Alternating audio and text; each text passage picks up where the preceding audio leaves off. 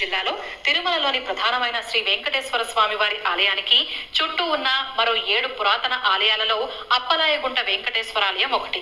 దీనినే ప్రసన్న వెంకటేశ్వర స్వామి ఆలయం అని కూడా అంటారు.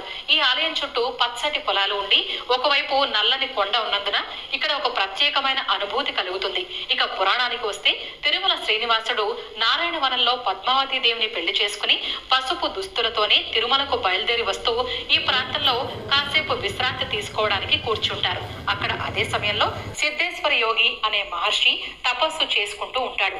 ఆయన కళ్ళు తెరిచి చూసేసరికి ఎదురుగా దివ్య దంపతులు కనపడేసరికి వారి పాదాల మీద పడి వారిని అక్కడే ఉండిపోమ్మని ప్రార్థిస్తాడు. స్వామివారి చిరునవ్వుతో అతని వినతిని మన్నిస్తాడు. అలా ప్రసన్నం చేసుకోగానే వెలసినవాడు కాబట్టి అక్కడి దేవుడిని ప్రసన్న వెంకటేశ్వర స్వామి అంటారు. ఇక అప్పలయ్య గుంట అనడానికి కారణం ఏంటంటే పూర్వం ఈ ప్రాంతాన్ని అన్రుణ అంటే రుణం లేని సరోవరం అని పిలిచేవారు. ఒకప్పుడు ఈ ప్రాంతంలో అప్పులయ్య అనే వ్యక్తి ఉండేవాడు. పేరుకు తగ్గట్టుగానే అతను ఊరిలో అందరి దగ్గర అప్పులు చేసేవాడు. ఇది తెలుసుకున్న ఒక వ్యక్తి అతని దగ్గర నుంచి సొమ్మును తీసుకోవాలన్న దురుద్దేశంతో అతని మీద నింద మోపి ఎలాగైనా డబ్బు కాజేయాలనుకుంటాడు. అప్పులయ్య ఎలాగో అందరి దగ్గర అప్పులు చేస్తాడు కాబట్టి అందరూ అతను నిజంగానే ఆ వ్యక్తి దగ్గర అప్పు చేశాడనుకుని అతన్ని అప్పు చెల్లించమని చెప్తారు. అప్పులయ్య ఎంత చెప్పినా ఎవరు వినరు.